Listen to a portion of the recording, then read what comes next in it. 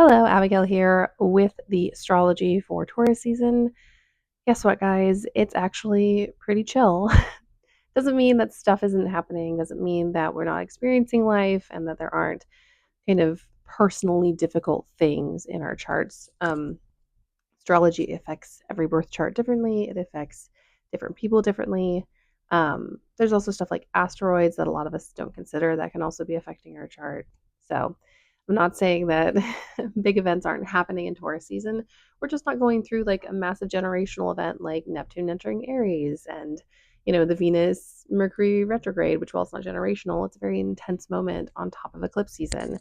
You know, Pluto moving into Aquarius, Mars retrograde. Those things are not happening. I will say we are still in the shadow period, and we'll be getting out of those shadow periods for the Mars retrograde, Mercury retrograde, and Venus retrograde in Taurus season. So, excuse me, I do think the slow build in Taurus season will be affected by that. But as far as like major events, we really don't have that many. We have a couple planets switching signs, but overall, less chaos, less instability, less things being shaken up. Obviously, astrology doesn't begin and end when retrograde ends or something else ends. It's constantly moving and flowing and shifting. Um, but we're getting to the point where it feels like we're getting our fingers into things and we're wrapping things up. I also want to encourage everyone to take the space that we have in this season to really just take care of yourself, to do Taurus things. Taurus, when it's well resourced and well nourished, is very, very nurturing and um, abundant and rejoicing. And Taurus, when it's under resourced, is survival. So I want us to take a well resourced version of this energy and really pour back into ourselves to get us out of the survival mode that I know a lot of us have been put into because of how intense things have been. Really taking the kind of slowing down and the, less intense transits to just take a deep breath, take the time to get outside, do some cleaning. Um, and not cleaning because you feel bad about it, but cleaning because you're like, wow, I have more space to do this basic thing. Um, I struggle with not cleaning per se, but not cluttering, if that makes sense. So my goal this season is to do some decluttering to, get some of my ADHD piles. They're never going away, but getting them under control, not quite so mountainous, make them little foothills. So yeah, take this season, this energy to really take care of yourself. Also, it's a great time to reconnect with people, especially after the Venus retrograde. It's also a good time to reaffirm our values and boundaries because Taurus is about values. And that Venus retrograde, which rules Taurus, um, was about values, specifically where it falls in your chart. So check that, what houses Aries and Pisces are in. Um, but yeah, so let's get into kind of the events. I put the dates in here so you can refer back to them if you need to. On April 27th, we have a new moon in Taurus. Now, new moons in Taurus are usually really nice. And I'm not saying this is bad, but we do have a T square with Mars and Pluto. Those are two pretty intense planets to be kind of locked in with. Um, and so, don't be like afraid of this Taurus new moon, but it is really intense. It's also a call to action. So if you have been hesitant about sharing your feelings on something or you haven't felt ready to set boundaries, talk about your beliefs, tell someone really close to you about something you're passionate about and active in, now is the time. If you haven't publicly stood up for what is right, now is the time to publicly do that. Um, and also privately. But you do need to be brave this Taurus new moon. I will of course make a more full video on it. It's the end of this week, as I'm recording this video. So I'm gonna make a more detailed video, but it is going to be a really impactful new moon. I think the ease in this is the fact that we're going to have the bravery to do what we need to do. And the difficulty is Mars and Pluto is a really confronting opposition. It's a really spiky opposition. It's a really dark opposition. And in Aquarius and in Leo, it's a very intense fixed sign energy moment. So just so you're aware, it is not a simple moment. Let's put it that way. Then we have Venus entering Aries. It's at this point, it's on the 30th of April. At this point, we're not through, pardon me, all of the degrees of the retrograde. We still have 10 more degrees to go. Or is it 9? Between the Mercury retrograde and the Venus retrograde and everything happening in Aries, I'm like 10 or 9. But it's one of those degrees. We'll get there by the end of Taurus season. So just know, however, we're getting back into that Aries Venus detriment feral energy, which as someone with their natal Venus in Aries, I'm very happy to see it return because I adore my Venus in Aries. I actually really just love um, detriment planets overall, and I think it's because to me detriment planets are survivors, and I am one.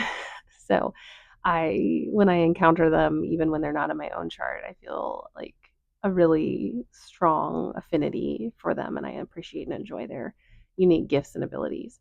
And then we go into the Venus conjunct Neptune, and the reason this is more important than a normal one is because it's the first time Venus in Aries, is in a conjunction with Neptune in Aries. So we get new information, new understandings around what this massive Neptunian transit is going to mean for us as a collective, as an individual, what it's going to mean for your chart. Whenever I see a conjunction, especially the early conjunctions in a sign, even later ones, especially with the bigger planets, outer planets, it's just, it always feels like an information gathering because some of these transits are so big that we're never going to be able to fully encompass them. Like Pluto in Aquarius is going to be talked about by astrologers for centuries after I'm dead. Um, so in the thick of it, I kind of glean information from conjunctions.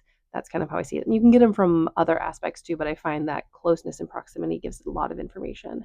Then we have Pluto stationing retrograde. Once again, an outer planet retrograde. I've heard people say they don't matter. They do matter. It's just because once again we're in such a big transit, I find that there's like a slow um, kind of like a slow pull unless you have a Pluto conjunction. And then I find like Pluto conjunction people tend to feel Pluto things really intensely. Pluto conjunction, Pluto oppositions. So it does shift things. I think we're gonna see. We're already seeing regression, but like a pull towards regression, even more so collectively. Um, and also when planets station retrograde, it is a wake-up call. So the regression that's already happening is going to intensify, and then the resistance to that regression is going to come up in this retrograde. So keep your eyes peeled the next few months and do what you can to be an activist in your own life. And not everyone needs to take the name activist to be an activist. um, and I think sometimes we get so attached to that label, either not taking it or taking it, that we forget what the purpose of activating is for. So do what you need to do within the context that you need to do it, regardless of labels. Then Mercury will go into Taurus on May 5th.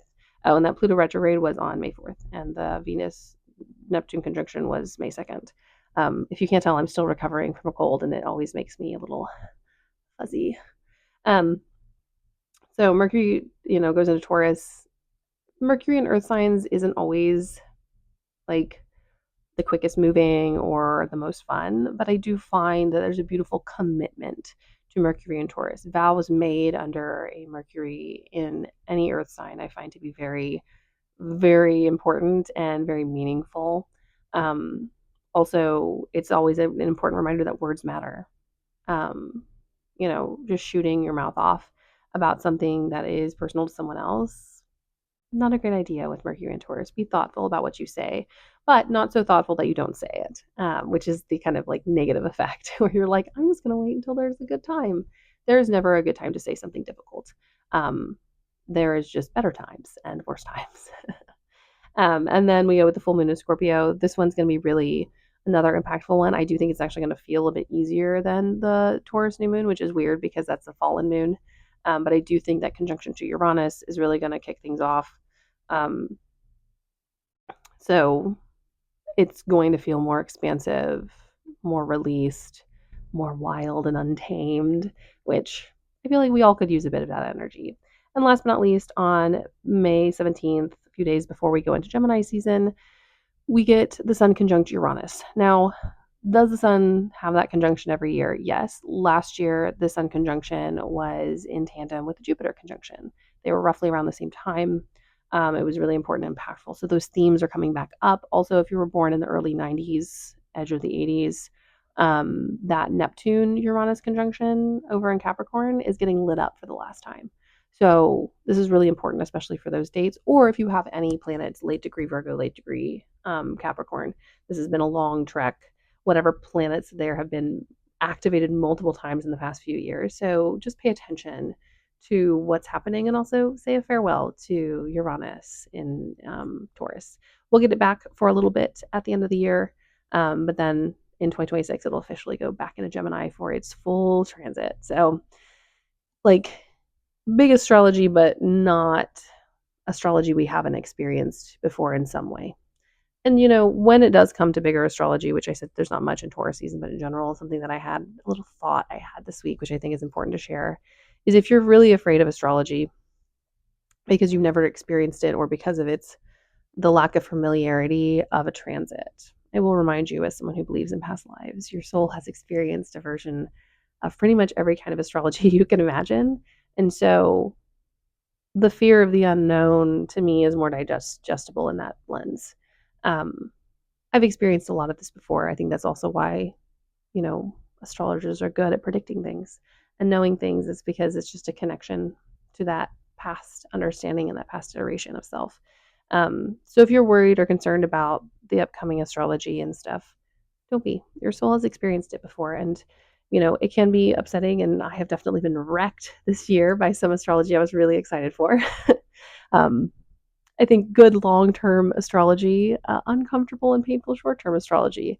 No astrological moment is completely good or bad. I've had some really bad times that, looking back, were really important and instrumental in my change. And I've had some really positive astrology that, you know, I felt was going well and looked well, and then years down the road, it wasn't that it wasn't important and good, but it wasn't the thing that I thought it was, if that makes sense.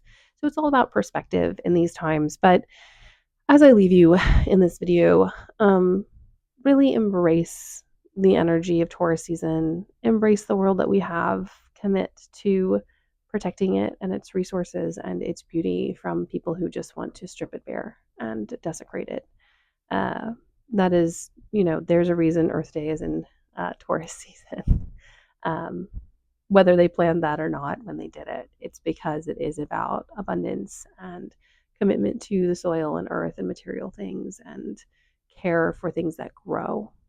And, you can do that in a lot of ways as Taurus season. I think one of them is just enjoying and appreciating and resisting in this moment.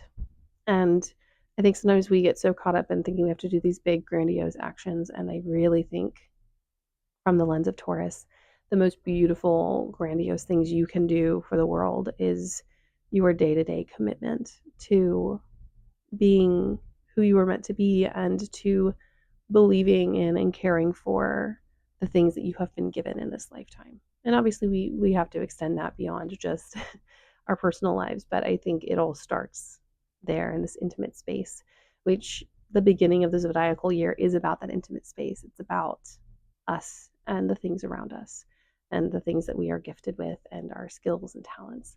And we don't have to use them in a big way. We just have to use them and commit to using them in the way that we know best. All right, my loves, please like and subscribe if you enjoyed this, and I will see you all in a different space and time. As always, ask any questions you have in the comments or come find me over on my other platforms.